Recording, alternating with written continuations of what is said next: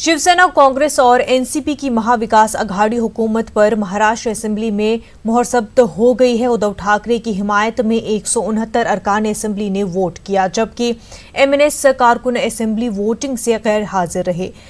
MIM और left के 3 अरकान असेंबली ने किसी के हक में वोट नहीं दिया। महाराष्ट्र असेंबली से बीजेपी के अरकान असेंबली ने वॉकआउट कर दिया। इस दरमियान स्पीकर ने ऐवान के दरवाजे को बंद करने के लिए कहा। बीजेपी ने इल्जाम लगाया कि प्रोटेम स्पीकर की तकर्री ज़ाब्तों के मुताबिक नहीं की गई है। देवेंद्र फडणवीस ने बड़े दिल से ये आज शुरुआत करनी थी। आज ऑपोजिशन में बैठने की तैयारी उनकी होनी चाहिए थी। लोगों के सामने खुले दिल से उद्धव ठाकरे जी का स्वागत करना था। इसके बजाय छोटी छोटी तांत्रिक मुद्दों पर लेकर उन्होंने बहस शुरू की, वो ठीक नहीं। और हाउस छोड़ के भाग गए। उनको फेस करना उनको पॉसिबल नहीं था, उसके भाग गए वहां से। भगोड़ा बनने की कोई जरूरत नहीं थी। लड़ना था तो पूरी ताकत से लड़ते। ये तो भगोड़े निकले। गवर्नर के पास जा रहे हैं बकायदा कंप्लेंट करने के लिए। जरूर, वी आर एब्सोल्युटली डेमोक्रेटिक। हमारी तरफ से कभी भी विरोधकों की आवाज दबाई नहीं जाएगी। विरोधक का मान सम्मान ही होगा। और हमारे जो भी विरोधक है, हमारा पर्सनल वेंडेटा नहीं है। जो भी विरोधक है, हमारी लड़ाई विचारों की है, वैयक्तिक बिल्कुल पर्सनल नहीं है। और जरूर उनका कर्तव्य करें, लेकिन हमारी स्टाइल उनकी तरह से थोड़ी सी अलग है। विरोधकों को हम प्यार से, चर्चा से उनका मन जीत लेंगे। आज अगर दोनों अलग अलग सत्ते के लिए अपने बेटे को सीएम बनाने के लिए अलग होते हैं, और फिर वो पार्टियां जो अपने आप को सेकुलरिज्म के आलम बरदार कहती है, कांग्रेस का हो, एनसीपी का हो, समाजवादी का हो, आज अगर वो फिरका परस्तों का साथ दे रहे हैं, तो ये देश के साथ और महाराष्ट्र के उन वोटरों के साथ जिन्होंने उनको वोट दिया है, ये उनके साथ एक धोखा है।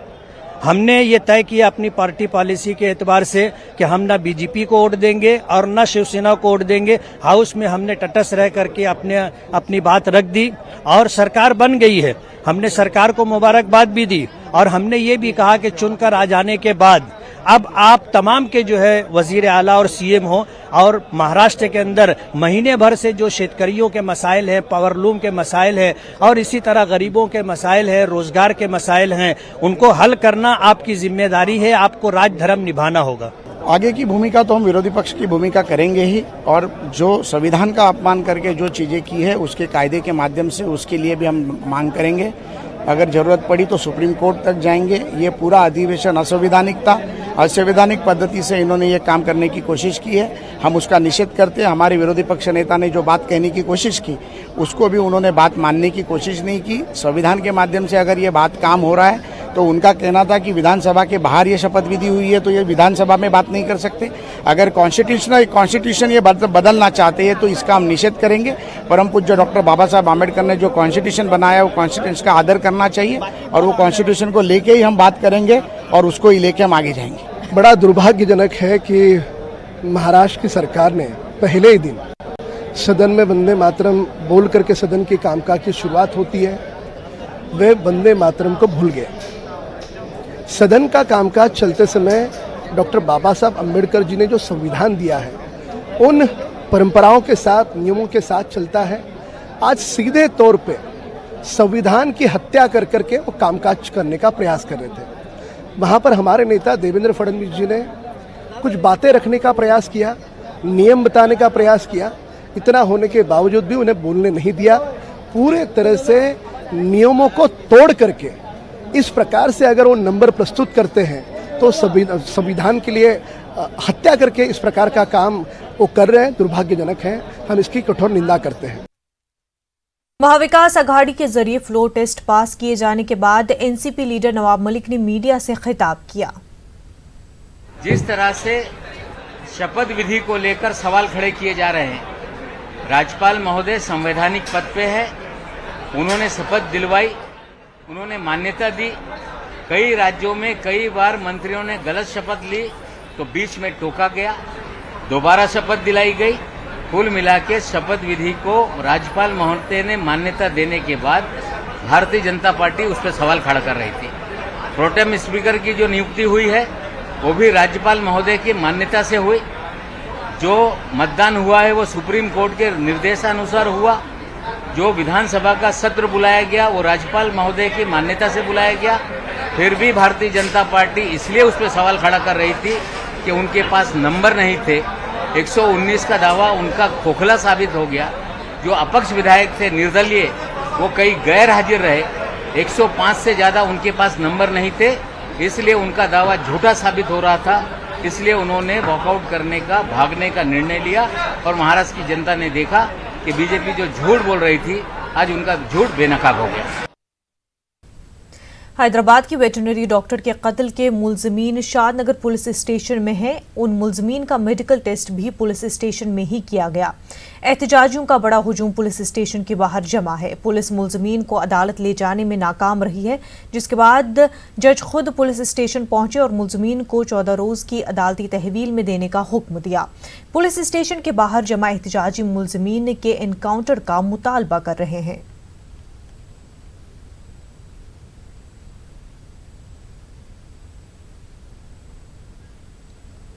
हमारे नुमाइंदे अजीम इस वक्त हमारे साथ जुड़ चुके हैं। अजीम, इस वक्त पुलिस स्टेशन के बाहर कैसा मंजर देखने को मिल रहा है? मैं आपको बता दूं, पुलिस स्टेशन में आज सुबह से ही काफी पब्लिक में गम और हौसला देखा जा रहा है। आवाम ये चाह रही है कि जो भी मुलजिमीन है उनको यहीं पे सजा का ऐलान किया जाए। पुलिस इसके पेश नजर ये देखते हुए मुलजिमीन को जो अदालती तहवील से पहले जो मेडिकल टेस्ट किया जाता है वो भी आवाम का गुस्सा देखते हुए पुलिस बेबस नजर आई और उनका जो मेडिकल टेस्ट होता है वही पुलिस स्टेशन के अंदर ही किया गया है। जी अजीम, अभी तक क्या कुछ कार्रवाई हुई है? जी अभी तक देखिए आप आवाम का जोश और गुस्सा देखते हुए पुलिस ने जो अदालती तहवील में देना था, जो मजिस्ट्रेट के सामने उनको प्रोड्यूस करना था, मेडिकल टेस्ट के लिए ले जाने का था, लेकिन आवाम का जो बाहर जो गुस्सा है, जो आवाम जो गुस्से में है, उसको पेश नजर देखते हुए पुलिस ये चाह रही थी कि ये अगर बाहर मुलजिमीन को लेके आएंगे तो कुछ यहाँ पे कानून बिगड़ने के इम्कान ज्यादा है। इसीलिए मुलजिमीन का जो मेडिकल टेस्ट होता है वो पुलिस स्टेशन के अंदर ही किया गया है और मजिस्ट्रेट भी जो है तो यहाँ पुलिस स्टेशन के अंदर ही आके उनका स्टेटमेंट वो रिकॉर्ड करेंगे। अजीम, इन मुलजिमीन ने कन्फेशन किया है, कन्फेशन रिकॉर्ड हुआ है इनका? जी अभी मजिस्ट्रेट अभी यहाँ पे पहुंचे हैं शादनगर पुलिस स्टेशन में। अभी वही चल रहा है कि वो कन्फेशन रिकॉर्ड करा के उनके अदालती तहवील में देंगे। ठीक, अजीम बेहद शुक्रिया आपका। हैदराबाद में वेटरनरी खातून की इस्मत दरी और कत्ल के मामले में हैदराबाद, दिल्ली और दीगर मकामात पर लोग एहतजाज कर रहे हैं। अवाम और तलबा सड़कों पर उतरकर एहतजाज कर रहे हैं। हैदराबाद में दिलसुख नगर और शादनगर और दिल्ली में पार्लियामेंट स्ट्रीट पर लोग मुजाहरे कर रहे हैं। हैदराबाद शादनगर बार एसोसिएशन ने मुलजिमों को कोई भी कानूनी मदद फराहम नहीं करने का ऐलान किया है। दिल्ली में पार्लियामेंट स्ट्रीट पर एहतजाज करने वाली एक लड़की को पुलिस ने गिरफ्तार किया। लड़की का इल्जाम है कि पुलिस ने उसकी पिटाई भी की। एहतजाज कर रहे लोगों का मुतालबा है कि मुजरिमों को सख्त सजा दी जाए। लोगों ने पुलिस के रवैये पर भी सवाल उठाए और मुतासरा के अहल खाना के साथ इंसाफ का मुतालबा किया है। दिल्ली की पार्लियामेंट स्ट्रीट पर तेलंगाना इस्मत दरी और कत्ल मामले के खिलाफ एहतजाज जारी है। एहतजाजियों ने तेलंगाना हुकूमत का पुतला जलाकर अपने गुस्से का इजहार किया। हमारी नुमाइंदा रचना ने जायजा लिया।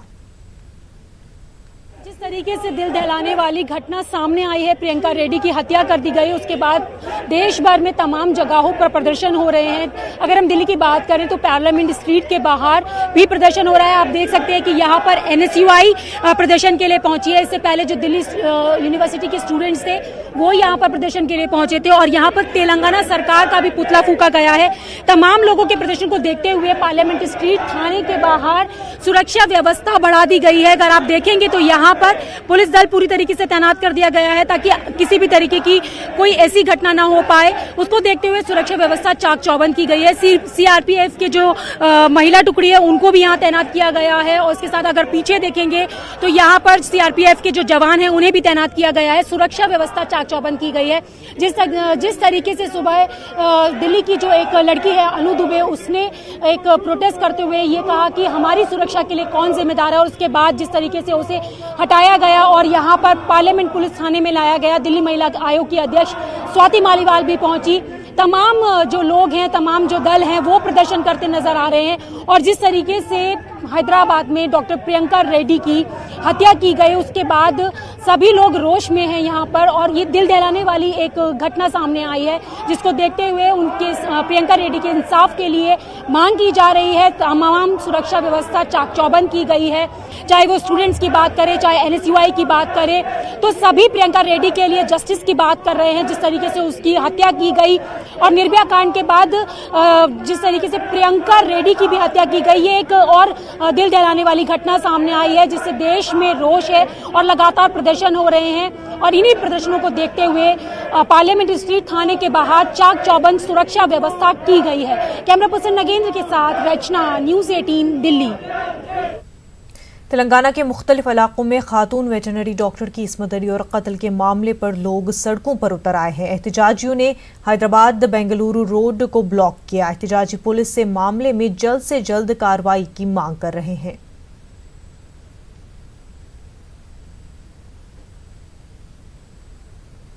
कांग्रेस की तलबा तंजीम NSUI ने बैनर हाथों में लिए आज दिल्ली में एहतजाज किया। एहतजाजियों ने तेलंगाना की KCR और मरकजी हुकूमत के खिलाफ नारे लगाए और खवातीन की सिक्योरिटी को यकीनी बनाने का मुतालबा किया। हमारी दिल्ली नुमाइंदा रचना ने एहतजाजी तलबा से बातचीत की। बाद में जिस तरीके से प्रियंका रेड्डी की हत्या हुई उसके बाद तमाम तरीके के जो प्रोटेस्ट है वो देखने के लिए मिल रहे हैं। यहाँ आप देखेंगे तो NSUI आज यहाँ प्रोटेस्ट करने के लिए पहुंची है। तेलंगाना गवर्नमेंट के खिलाफ ये प्रोटेस्ट किया जा रहा है और आप देख रहे हैं कि जिस तरीके से यहाँ पर तेलंगाना सरकार के खिलाफ प्रोटेस्ट किया जा रहा है।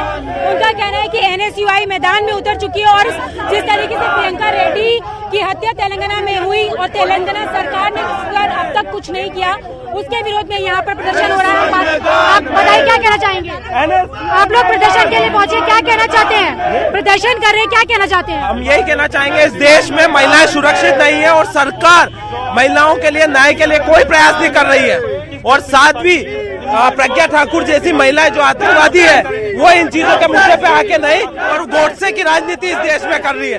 आप बताइए, आप क्या कहना चाहते हैं? जस्टिस फॉर प्रियंका रेड्डी का बोर्ड आप लेके आए हैं, आप लोग प्रदर्शन कर रहे हैं, क्या कुछ मांगे आप लोगों की? प्रियंका रेड्डी के परिवार को न्याय देना चाहिए, जो आज हमारे बीच इस दुनिया में हमारी बहन, उसको न्याय मिलना चाहिए। कम से कम जिंदगी जी मरने के बाद तो उसे न्याय मिले। प्रदर्शन करने के बाद न्याय मिलेगा प्रियंका? बिल्कुल मिलेगा। सरकार को न्याय देना पड़ेगा, तेलंगाना सरकार को शर्म करनी पड़ेगी और को गिरफ्तार करके उन्हें फांसी की सजा होनी चाहिए। हम लोग कह रहे हैं कि आज मोदी जी बेटी बचाओ और बेटी पढ़ाओ का नारा दे रहे हैं और दिल्ली से लेकर के और तेलंगाना तक की बेटियां सुरक्षित है। और सबसे बड़ी बात है, जब चिन्मया नंद के द्वारा बेटियों की बलात्कार की गई थी तो ये सरकार चुप थे। आज उसी का परिणाम है कि प्रियंका रेड्डी के जैसे जघन्य अपराध हुआ है। इसलिए NSUI इस मोदी सरकार और तेलंगाना सरकार के खिलाफ पार पार की जंग करेगी। यहाँ पर जिस तरीके से प्रियंका रेड्डी की हत्या हुई उसके खिलाफ में NSUI यहाँ प्रदर्शन करने के लिए पहुंचा है। अनु दुबे भी यहाँ पर प्रोटेस्ट के लिए पहुंची थी। जिस तरीके की चीजें दिल्ली पुलिस के द्वारा अनु दुबे के साथ की गई उसके विरोध में स्टूडेंट्स ने भी प्रदर्शन किया।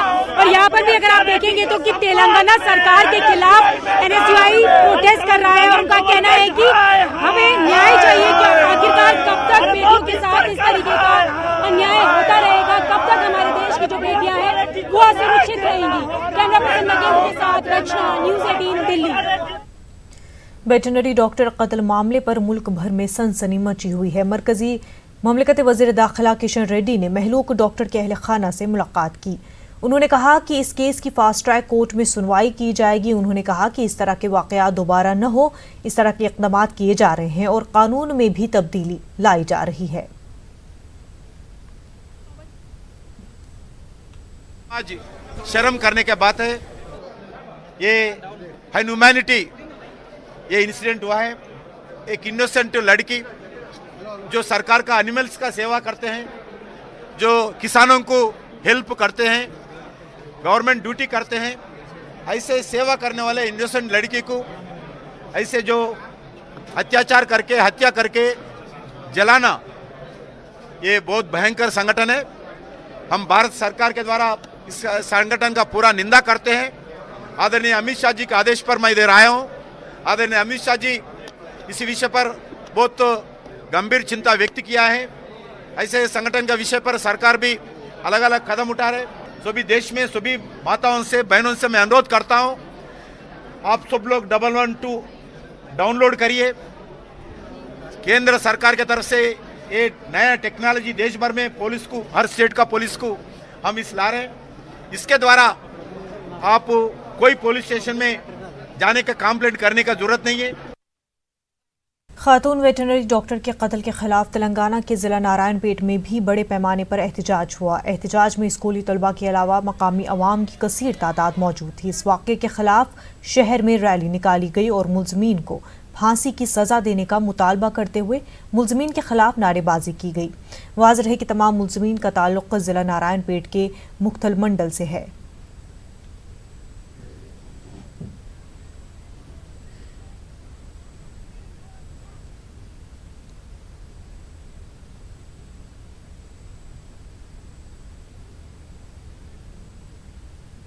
झारखंड में असेंबली इंतखाब के पहले मरहले के तहत आज वोट डाले गए। नक्सल असर वाले इलाकों की 13 असेंबली सीटों पर लोगों ने अपने हक़ राय दही का इस्तेमाल किया। तशद्दुद की इक्का दुक्का वारदात को छोड़कर मजमूई तौर से पोलिंग पुरअमन रही। ख़वातीन ने बढ़ चढ़कर पोलिंग में हिस्सा लिया। पोलिंग के इब्तदाई दौर में कई मकामात पर ईवीएम्स में खराबी और पोलिंग ताख़ीर से शुरू होने की खबरें मिली थी। नक्सलियों ने एलपुल को भी धमाके से उड़ाया।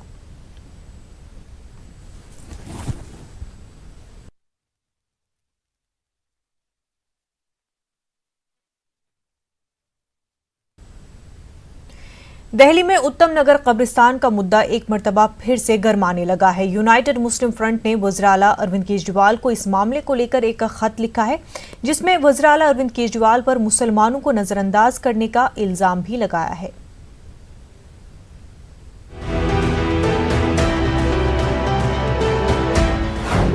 तदफीन पर पाबंदी से अवाम परेशान। उत्तम नगर की कब्रिस्तान में तदफीन की इजाजत नहीं।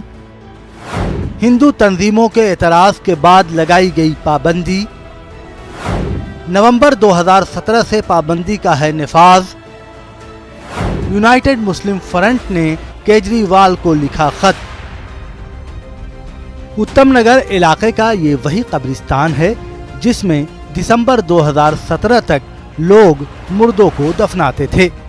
2005 से 2017 तक यहाँ पर तदफीन होती रही। नवंबर 2017 में हिंदू तंजीमों की जानिब से इतराज़ के बाद दफ़ा 144 का नफाज किया गया और तदफीन करने पर रोक लगा दी गई। सर, जो आप कह रहे हैं कि मकामी लोगों के पास पेपर नहीं है, सिंचाई विभाग की जमीन है, अभी मैंने आपके सामने अमानतुल्लाह साहब का स्टेटमेंट आपको बताया है।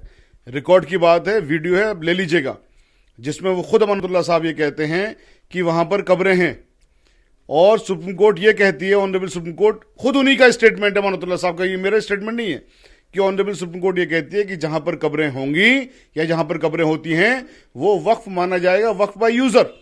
तो अगर वो सिंचाई विभाग की भी जमीन है तो वक्फ बाय यूजर हो गया। जब वक्फ बाय यूजर हो गया, खुद गवर्नमेंट का स्टैंड ये है कि वक्फ बाय यूजर है, तो फिर आखिर इस बात की और कौन सा सबूत चाहिए आपको इस बात के लिए कि वो कब्रिस्तान है।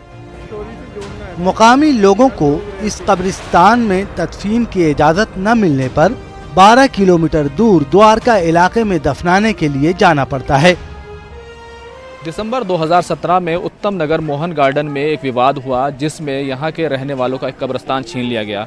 कब्रिस्तान छीन गया, लेकिन उसके बाद से यहाँ पर काफ़ी सारी दिक्कत पैदा हो गई है। यहाँ के लोग हमारे साथ हैं, हम उनसे जान लेते हैं ये कब्रिस्तान छीनने के बाद क्या दिक्कत पैदा हुई है, किस तरह की पोजीशन है अभी। सर, सबसे बड़ी प्रॉब्लम तो ये है कि मौजूदा वक्त में अगर किसी का इंतकाल होता है तो उसको कहाँ लेकर जाया जाए, कहाँ पे दफनाएं, मैटर ये है। एक कब्रिस्तान यहाँ से करीब 10 किलोमीटर दूर है जो पड़ता है उत्तम नगर के अंदर, लेकिन वो अब शिफ्ट हो गया विकासपुरी विधानसभा में। तो कब्रिस्तान था ये आप लोगों को क्यों नहीं मिल सका, अलॉटमेंट क्यों नहीं हो सका? क्या आप लोगों ने कोशिश की थी? बड़ी कोशिश की हम लोगों ने, लेकिन हम नहीं मिल पा रहे हम लोगों को। कब्रिस्तान नहीं मिल रहा है तो अब कोई किसी की मैयत हो जाती है तो वो क्या करता है? उत्तम नगर वाले लेते नहीं, मना कर देते हैं, कहते हैं आप वहीं ले जाओ, जो आप पुराना पहला कब्रिस्तान वहीं आप लेके जाओ। एक बात बताइए, यहाँ के एमएलएज हैं, यहाँ के विधायक हैं, दूसरे लोग हैं, नेता हैं, उन लोगों से बात हुई होगी, वो लोग क्या कहते हैं? वो लोग कहते हैं कब्रिस्तान देंगे, लेकिन एमसीडी वाला वो तोड़ के चले गए, बंद करवा दिया, वहाँ कब्रिस्तान बिल्कुल ही हटा दिया। तो यहाँ से उत्तम नगर जाए तो उत्तम नगर भी मना कर देते।